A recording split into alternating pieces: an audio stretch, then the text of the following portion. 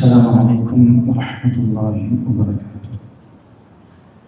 الحمد لله رب العالمين والعاقبة للمتقين ولا عدوان إلا على الظالمين، وأصلي وأسلم على أشرف الأنبياء والمرسلين نبينا محمد وآله وصحبه وسلم تسليما كثيرا.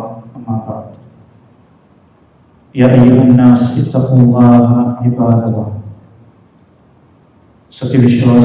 വിശ്വാസിനികളെ സഹോദരി സഹോദരന്മാരെ, അള്ളാഹുവിന്റെ വിധിവിലക്കുകൾ ജീവിതത്തിന്റെ നിഖില മേഖലകളിലും കഴിവിന്റെ പരമാവധി കാത്തു സൂക്ഷിക്കണം എന്നാദ്യമായി ഉണർത്തുകയാണ്, ഓർമ്മപ്പെടുത്തുകയാണ്. അള്ളാഹു നമ്മെ അനുഗ്രഹിക്കുമാറാകട്ടെ.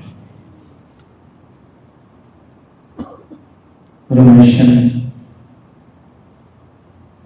തൻ്റെ പെൻസിലെടുത്ത് കാലിയായ ഒരു പേപ്പറിൽ സുന്ദരമായ ചിത്രം വരക്കുന്നുണ്ട്. സുന്ദരമായ രൂപത്തിൽ ആ ചിത്രം വരച്ച് പൂർത്തിയാകുമ്പോൾ അത് കണ്ടു നിൽക്കുന്ന ഏതാനും ചെറിയ കുട്ടികൾ അവരുടെ മനസ്സിലുള്ള ചില ചിന്തകൾ പങ്കുവെക്കുകയാണ്. കൂട്ടത്തിലുണ്ടായിരുന്ന ഏറ്റവും ചെറിയ കുട്ടി പറയുന്നു, എന്തൊരത്ഭുതമാണ് ആ പേന കൊണ്ട് വരച്ച ചിത്രം.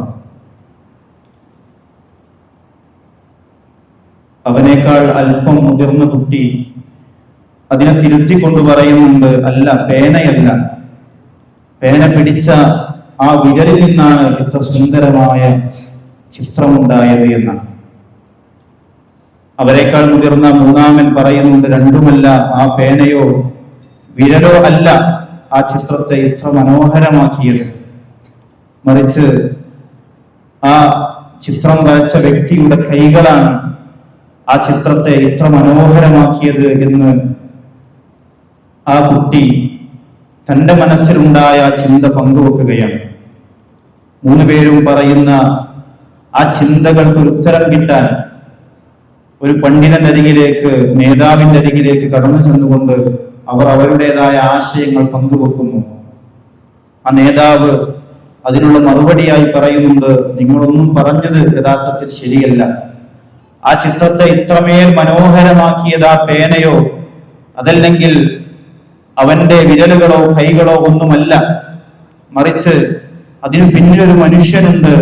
അവന്റെ ബുദ്ധിയും ഭാവനയുമാണ് യഥാർത്ഥത്തിൽ ആ പേനയെയും വിരലിനെയും കൈകളെയും ചലിപ്പിച്ചത്, ഇത്ര മനോഹരമാക്കിയത് എന്ന് പഠിപ്പിക്കുന്നുണ്ട്. അതിനപ്പുറം സഹോദരങ്ങളെ, ബുദ്ധിക്ക് കണ്ടെത്താനാകാത്ത ഒരു ശക്തി, ആ ശക്തിയാണ് അതിന് പിന്നിൽ പ്രവർത്തിച്ചത് എന്ന് നമുക്കറിയാം.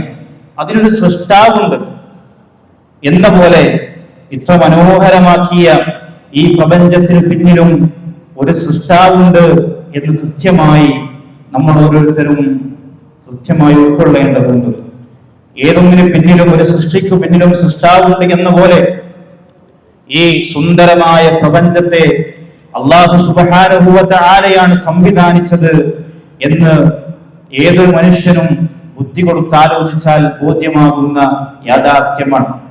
അല്ലാഹു ഖാലിഖു കുല്ലി ഷൈഇ വഹുവ അലാ കുല്ലി ഷൈഇൻ വകീൽ. അല്ലാഹുവാണ് എല്ലാ വസ്തുവേയും സൃഷ്ടിച്ചിട്ടുള്ളത്, എല്ലാ വസ്തുക്കളുടെ മേലും കൈകാര്യകർത്താവും ആ റബ്ബാണ്. വിശുദ്ധ ഖുർആനിന്റെ 39-ാം അധ്യായം സുമറിന്റെ 62-ാമത്തെ വചനമാണ്. ഏകകോശ ജീവി മുതൽ ഭീമാകാരമായ തിമിംഗലത്ത് വരെ സംവിധാനിച്ച് സൃഷ്ടിച്ചവൻ ആ റബ്ബാണ് എന്ന ചിന്തയുണ്ടാകണം. നമുക്ക് പുറമേ കാണുന്ന യാഥാർത്ഥ്യങ്ങൾക്കപ്പുറം വയഖ്ലുഖു മാ ലാ തഅലമൂൻ, നിങ്ങൾക്കറിയാത്തവയെയും സൃഷ്ടിച്ചവനാണ് ആ റബ്ബ് എന്ന് വിശുദ്ധ ഖുർആനിന്റെ 16-ാം അധ്യായം നഹ്ലിന്റെ 8-ാമത്തെ വചനം. ലഖൽഖുസ് സമാവാതി വൽ അർളി അക്ബറു മിൻ ഖൽഖിൻ നാസ്, തീർച്ചയായും ആകാശങ്ങളും ഭൂമിയും സൃഷ്ടിക്കുക എന്നതാണ് നിസാരനായ മനുഷ്യനെ സൃഷ്ടിക്കുന്നതിനേക്കാൾ പ്രയാസം. പക്ഷേ അല്ലാഹു അതുപോലും സൃഷ്ടിച്ചിട്ടുണ്ട് എങ്കിൽ വലാകിന്ന അക്സറൻ നാസി ലാ യഅലമൂൻ, അധികം ആളുകളും കാര്യം ഗ്രഹിക്കുന്നില്ല, മനസ്സിലാക്കുന്നില്ല എന്ന പരിശുദ്ധ ഖുർആനിന്റെ 40-ാം അധ്യായം ഓഫറിന്റെ 57-ാമത്തെ വചനം ഏറെ ശ്രദ്ധേയമാണ്. നമ്മെ ഇരുത്തി ചിന്തിപ്പിക്കണം. ഏതൊരു മനുഷ്യനും ബുദ്ധി കൊടുത്ത് ആലോചിച്ചാൽ അവൻ മുമ്പിൽ കാണുന്ന ഈ പ്രാപഞ്ചിക പ്രതിഭാസങ്ങളിലൂടെ അവക്ക് പിന്നിലുള്ള റബ്ബിനെ തിരിച്ചറിയാൻ കഴിയും. ആ അള്ളാഹുവിലേക്ക് അടുക്കാൻ സാധ്യമാകും. ഇവക്കെല്ലാം പിറകിൽ ഒരു സൃഷ്ടാവുണ്ട് എന്ന ചിന്ത, എന്ന ബോധ്യം അവനിൽ ഉളവാകും എന്ന് പരിശുദ്ധ ഖുർആൻ പഠിപ്പിക്കുകയാണ്. ഇന്ന ഫീ ഖൽഖിസ് സമാവാതി വൽ അർദ് വഖ്തിലാഫിൽ ലൈലി വൻ നഹാർ ലആയാതിൻ ലിഉലിൽ അൽബാബ്. തീർച്ചയായും ആകാശഭൂമികളുടെ സൃഷ്ടിപ്പിലും രാപ്പകലുകൾ മാറി മാറി നിങ്ങളിലേക്ക് കടന്നു വരുന്നതിലുമൊക്കെ ചിന്തിക്കുന്ന ആളുകൾക്ക് ഒരുപാട് ദൃഷ്ടാന്തമുണ്ട് എന്ന പരിശുദ്ധ ഖുർആനിന്റെ വചനമാണ് റസൂലുള്ളാഹി സ്വല്ലല്ലാഹു അലൈഹി വസല്ലമ അവതരിപ്പിക്കപ്പെടുന്ന ഈ സന്ദർഭത്തിൽ നമസ്കാരത്തിൽ അദ്ദേഹത്തെ കരയിപ്പിച്ചത് എന്ന ഈ വചനങ്ങൾ ഓർത്തുകൊണ്ട് പ്രവാചകൻ കരഞ്ഞുവെങ്കിൽ അള്ളാഹുവിലേക്ക് കൂടുതൽ അടുക്കാൻ നമുക്കും സാധ്യമാകേണ്ടതുണ്ട്. അള്ളാഹുവിനെ അറിയാൻ എനിക്കും നിങ്ങൾക്കും സാധ്യമാകേണ്ടതുണ്ട്. അബലം യൻദുറു ഫീ മലകൂതിസ് സമാവാതി വൽ അർദ്. പരിശുദ്ധ ഖുർആനിന്റെ ഇരുത്തി ചിന്തിപ്പിക്കുന്ന ശ്രദ്ധേയമായ ചോദ്യമാണ്. ആകാശഭൂമികളുടെ ആധിപത്യ രഹസ്യത്തെ പറ്റി, അള്ളാഹു സൃഷ്ടിച്ച ഏതൊരു വസ്തുവെ പറ്റിയും അവലം യൻദുറു, അവർ ചിന്തിച്ചു മനസ്സിലാക്കുന്നില്ലേ, അവർ കണ്ടറിയുന്നില്ലേ, അവർ നോക്കുന്നില്ലേ എന്ന പരിശുദ്ധ ഖുർആനിന്റെ ചോദ്യം എന്നോടും നിങ്ങളോടുമാണ് എന്ന യാഥാർത്ഥ്യം നമ്മൾ ഉൾക്കൊള്ളേണ്ടതുണ്ട്. അള്ളാഹുവിന്റെ സൃഷ്ടി വൈഭവത്തെ ഉണർത്തുന്ന ശ്രദ്ധേയമായ ചോദ്യങ്ങൾ ഒട്ടനവധി പരിശുദ്ധ ഖുർആനിൽ കാണാൻ സാധിക്കും. ഒരു ഉദാഹരണം മാത്രം സൂചിപ്പിച്ചുകൊണ്ട് ഞാൻ എന്റെ വാക്കുകൾ അവസാനിപ്പിക്കുകയാണ്. വിശുദ്ധ ഖുർആനിന്റെ 88-ാം അധ്യായം ഓശിയയുടെ 17-ാമത്തെ വചനത്തിൽ അഫലാ യൻദുറൂന ഇലൽ ഇബിലി കൈഫ ഖുലിഖത്, സുപരിചിതമായ ഒരു വചനമാണ്. നിങ്ങൾ ഒട്ടകത്തിലേക്ക് നോക്കുന്നില്ലേ, എങ്ങനെയാണ് ഖുലിഖത്, ആ ഒട്ടകത്തെ അല്ലാഹു സൃഷ്ടിക്കപ്പെട്ടിട്ടുള്ളത് എന്ന് നിങ്ങൾ മനസ്സിലാക്കുന്നില്ലേ? ഇവിടെ അഫലാ യൻദുറൂന, നിങ്ങൾ നോക്കുന്നില്ല എന്ന് ചോദിച്ചാൽ കേവലം കണ്ണുകൾ കൊണ്ടുള്ള ഒരു നോട്ടം മാത്രമല്ല അത്, മറിച്ച് നിങ്ങൾ മനസ്സിലാക്കുന്നില്ലേ, നിങ്ങൾ കണ്ടറിയുന്നില്ല, പഠിക്കുന്നില്ലേ, ഗ്രഹിക്കുന്നില്ലേ എന്ന അർത്ഥതലങ്ങൾ അഫലാ യൻദുറൂന എന്ന ചോദ്യത്തിനുണ്ട് എന്ന് നമ്മൾ ഉൾക്കൊള്ളണം. മരുഭൂമിയിലെ കപ്പൽ എന്നാണ് ഒട്ടകം അറിയപ്പെടുന്നത് എന്ന് നമുക്കറിയാം. നമ്മൾ ആ ഒട്ടകത്തെ കുറിച്ച് മാത്രം പഠിച്ചാൽ മതി. അവക്ക് പിന്നിലുള്ള സൃഷ്ടാവിനെ കൃത്യമായി അറിയുവാനും ആ അള്ളാഹുവിലേക്ക് അടുക്കുവാനും ആ റബ്ബിന്റെ സൃഷ്ടി വൈഭവത്തെ കുറിച്ച് ഓർക്കുവാനും നമുക്കതിലൂടെ സാധ്യമാകുമെന്നതാണ്. നമ്മളൊക്കെ വിശപ്പ് അനുഭവിച്ചുകൊണ്ട് നോമ്പനുഷ്ഠിച്ചുകൊണ്ടിരിക്കുകയാണ്. ഒരു നോമ്പ് തുറക്കാതെ, അത്താഴം കഴിക്കാതെ അടുത്ത 2ാമത്തെ നോമ്പിലേക്ക് പ്രവേശിക്കുക എന്ന് പറഞ്ഞാൽ ചിന്തിക്കാൻ പോലും കഴിയാത്തതാണ്. എന്നാൽ ഈ ഒട്ടകത്തെ കുറിച്ച് പരിശോധിക്കുമ്പോൾ, പഠിക്കുമ്പോൾ നമുക്ക് മനസ്സിലാക്കാൻ കഴിയും. 8 ദിവസം ഭക്ഷണമില്ലാതെ 50 ഡിഗ്രി സെൽഷ്യസിൽ ഒട്ടകത്തിന് ജീവിക്കാൻ കഴിയുമെന്നാൽ മരുഭൂമിയുടെ ശക്തമായ ചൂടിലും വിശപ്പിനെ പ്രതിരോധിച്ചുകൊണ്ട് കഴിയാൻ അള്ളാഹു ആ ഒട്ടകത്തിലുള്ള പ്രത്യേകമായ സംവിധാനം ഒരുക്കിയിട്ടുണ്ട് എന്നതാണ്.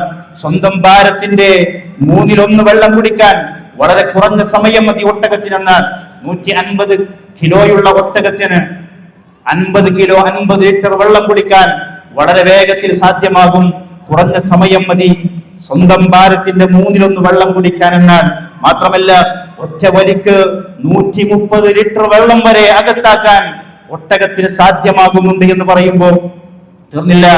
40 kg നെയ്യ് ശരീരത്തിൽ ശേഖരിക്കാൻ ഒട്ടകത്തിന് സാധ്യമാകുന്നുണ്ടെന്നതാണ്. മുള്ളുള്ള, കഴിക്കാൻ പ്രയാസമുള്ള ഭക്ഷണങ്ങൾ കഴിക്കാവുന്ന സംവിധാനമാണ് അള്ളാഹു ആ മൃഗത്തിന്, ഒട്ടകത്തിന് നൽകിയിട്ടുള്ളത് എന്ന് പഠിക്കുമ്പോൾ നമുക്ക് മനസ്സിലാക്കാൻ കഴിയും. അവയുടെ ചുണ്ട് പരിശോധിക്കുമ്പോ, പല്ല് പരിശോധിക്കുമ്പോ, വായ പരിശോധിക്കുമ്പോ മുള്ളുള്ള, ഇത്തരത്തിലുള്ള കഴിക്കാൻ പ്രയാസമുള്ള വിഭവങ്ങളെ വളരെ എളുപ്പത്തിൽ കഴിക്കാൻ അള്ളാഹു അതിന് സജ്ജീകരിച്ചിട്ടുണ്ട് എന്നുള്ളതാണ്. അതിന് ശക്തമായ ചുണ്ടുകളുണ്ട്. അതുപോലെ തന്നെ ആ ചുണ്ടിന് ഒരു കീറലുണ്ട്. സുന്ദരമായി കഴിക്കാൻ, പ്രയാസമില്ലാതെ കഴിക്കാൻ അല്ലാഹു സുബ്ഹാനഹു വ തആല ആ മൃഗത്തെ നൽകിയ വല്ലാത്തൊരു സിസ്റ്റമാണത്. മാത്രമല്ല ശക്തമായ മണൽക്കാറ്റടിച്ചു വീശുമ്പോ കണ്ണുകൾ അടക്കാൻ കഴിയും. കണ്ണുകൾ അടച്ചാലും അവക്ക് പുറമെയുള്ള കാഴ്ചകൾ ദർശിക്കാൻ സാധ്യമാകും എന്നതാണ്. അവയുടെ മൂക്കിന് പ്രത്യേകമായ അടപ്പുകളുണ്ട്. ഈ കാറ്റടിച്ച് വീശുന്ന സമയത്ത് മണൽ മൂക്കിലേക്ക് കയറാത്ത രൂപത്തിൽ അതിനെ അടച്ചുപിടിക്കാൻ ഈ മൃഗത്തിന് അല്ലാഹു പ്രത്യേകമായ സംവിധാനം, സജ്ജീകരണം ഒരുക്കിയിട്ടുണ്ട് എന്ന് നമുക്ക് കാണാൻ സാധിക്കും. സുബ്ഹാനല്ലാഹ്. നോക്കൂ നിങ്ങൾ, വിശുദ്ധ ഖുർആനിന്റെ ചോദ്യം അഫലാ യൻദുറൂന ഇലൽ ഇബ്ലി കൈഫ ഖുലിഖത്, അല്ലാഹു വെറുതെ ചോദിച്ചതല്ല. അത്ഭുതങ്ങൾ കണ്ടെത്താൻ നമുക്ക് ഓരോരുത്തർക്കും സാധ്യമാകും എന്നുള്ളതാണ്. വലിയ ഭാരം വഹിക്കുമ്പോഴും അതിന്റെ കാലുകൾ താഴെ കാണ്ടുപോകുന്നില്ല. നീണ്ട കാലുകൾ അള്ളാഹു അതിന് നൽകിയിട്ടുണ്ട്. അതുപോലെ തന്നെ ആ നീണ്ട കാലുകളാകട്ടെ മൃദുലവും വീതിയുള്ളതുമാണ്. താഴ്ന്നു പോകാതെ എത്ര ഭാരമുണ്ടെങ്കിലും അതിന് സുന്ദരമായി നടന്നു പോകാൻ സാധ്യമാകുന്നു എന്നത് ഒരത്ഭുതമാണ്. നീണ്ട കാലുകൾ ഉള്ളത് കൊണ്ട് തന്നെ പെട്ടെന്ന് തന്റെ ശരീരത്തിലേക്ക് ചൂട് പ്രവേശിക്കാതെ അല്ലാഹു സുബ്ഹാനഹു വ തആല ഒട്ടകത്തെ സംരക്ഷിക്കുന്നുണ്ട് എന്നതാണ്. ഒട്ടകത്തിന്റെ തൊലിക്കടിയിൽ ഒരു പ്രത്യേകമായ സ്ഥലമുണ്ട്, കട്ടിയുള്ള ഒരു ഭാഗമുണ്ട്.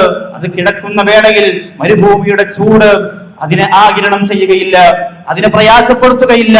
നോക്കൂ നിങ്ങൾ, എത്രയേറെ അല്ലാഹു സുബ്ഹാനഹു വ തആല ഒരു മൃഗത്തിന് നൽകിയ അനുഭൂതികൾ, അനുഗ്രഹങ്ങൾ. ആ അനുഗ്രഹങ്ങളെ നൽകിയിട്ടാണ് അള്ളാഹു ചോദിക്കുന്നത്, നിങ്ങൾ അതിനെ കുറിച്ച് പഠിക്കുന്നില്ലേ, നിങ്ങൾ അതിനെ കുറിച്ച് ചിന്തിക്കുന്നില്ലേ? അങ്ങനെ ചിന്തിക്കുമ്പോ അള്ളാഹുവിനെ കണ്ടെത്താൻ നമുക്ക് സാധ്യമാകും എന്നതാണ്. ചേർന്നില്ല, 18 മണിക്കൂർ തുടർച്ചയായി 120 കിലോമീറ്റർ നടക്കാൻ ഒട്ടകത്തിന് കഴിയുമെന്നതാണ്. 500 കിലോഗ്രാം ഭാരം മണിക്കൂറിൽ ആ ഭാരവും ഏറ്റിക്കൊണ്ട് 15 കിലോമീറ്റർ ഓടാൻ വരെ ഒട്ടകത്തിന് സാധ്യമാകുമെന്നാണ്. അതിന്റെ ശരീരത്തെ 3 അറകളാക്കി ഭാഗിച്ചിട്ടുണ്ട്. ഒന്നാമത്തെ അറ എന്ന് പറയുന്നത് ആഹാരം ശേഖരിക്കുന്ന അറയാണ്. രണ്ടാമത്തേതാകട്ടെ ദഹിപ്പിക്കുന്ന ദ്രാവകങ്ങൾ ഉൾക്കൊള്ളുന്നതാണ്. മൂന്നാമത്തേതാകട്ടെ ചവച്ചത് ദഹിപ്പിക്കുന്നതാണ്. ഈ മൂന്നറകളിൽ ഒന്നാമത്തെ ഭിത്തിയിലാണ് വെള്ളം ശേഖരിച്ചു വെക്കുന്നത്. അതിങ്ങനെ നിറഞ്ഞു കവിയുമ്പോ ആ നിറയുന്ന വേളയിൽ അടച്ചു വെക്കാനും ആവശ്യാനുസരണം അതെടുത്തുപയോഗിക്കാനും ഒട്ടകത്തിന് കഴിയും എന്നതാണ്. മാത്രമല്ല, സസ്തനികൾക്ക് 20% ജലം നഷ്ടമായാൽ മരണം സംഭവിക്കും എന്ന് നമുക്കറിയാം. ഒട്ടകത്തെ സംബന്ധിച്ചിടത്തോളം 40% ജലം നഷ്ടമായാലും അതിന് ജീവിക്കാൻ സാധ്യമാകുന്നുവെന്നാണ്. അതിന്റെ കൂഞ്ഞയിൽ 25 കിലോഗ്രാം കൊഴുപ്പ് ശേഖരിക്കാൻ അതിന് സാധ്യമാകുന്നുണ്ട്. മാത്രവുമല്ല, ഒട്ടകത്തിന്റെ ക്ഷമയും സഹനവും മറ്റൊരു പ്രത്യേകതയാണ്. കാലുകെട്ടി നിലത്ത് വീഴ്ത്താതെ നിന്ന നിലയിൽ തന്നെ അതിനെ അറുത്തു വീഴ്ത്താൻ അതിങ്ങനെ കഴുത്തു നീട്ടിക്കൊടുക്കുമെന്നതാണ്. സഹോദരങ്ങളെ, എന്തൊരത്ഭുതമാണ്! പരിശുദ്ധ ഖുർആനിന്റെ ശ്രദ്ധേയമായ സുന്ദരമായ ചോദ്യം എന്തൊരത്ഭുതമാണ്! അഫലാ യൻദുറൂന ഇലൽ ഇബ്ലി കൈഫ ഖുലിഖത്, നിങ്ങൾ ഒട്ടകത്തിലേക്ക് നോക്കുന്നില്ലേ, എങ്ങനെയാണ് അതിനെ സൃഷ്ടിച്ചിരിക്കുന്നത് എന്ന്? സുബ്ഹാനല്ലാഹ്. നമ്മൾ കൃത്യമായി അതിനെക്കുറിച്ച് അറിയുമ്പോൾ, പഠിക്കുമ്പോൾ അള്ളാഹുവിന്റെ ആ മഹാത്മ്യത്തെ കുറിച്ചാണ് നമുക്ക് ബോധ്യമാവുക. അള്ളാഹുവിനെയാണ് അതിലൂടെ നമ്മൾ അടുത്തറിയുക. നമ്മുടെ പ്രപഞ്ചത്തിലും ചുറ്റുഭാഗങ്ങളിലുമായി ഇത്തരത്തിൽ ഒരുപാട് ദൃഷ്ടാന്തങ്ങൾ നമ്മുടെ മുമ്പിൽ അവതരിപ്പിച്ചിട്ടും അതിൽ നിന്നെല്ലാം വിട്ടുനിൽക്കുന്നവരാണ്, അള്ളാഹുവിനെ അവഗണിക്കുന്നവരാണ് ഞാനും നിങ്ങളുമെങ്കിൽ, പരിശുദ്ധ ഖുർആനിന്റെ ഈ വചനങ്ങൾക്ക് ശേഷം അള്ളാഹു പറഞ്ഞത് അള്ളാഹുവിന്റെ ശിക്ഷ വളരെ കഠിനമാണ് എന്നതാണ്.